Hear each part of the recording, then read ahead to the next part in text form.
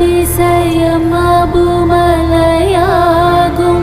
அபுமலை மகிமையை அகிலமே பாடும்.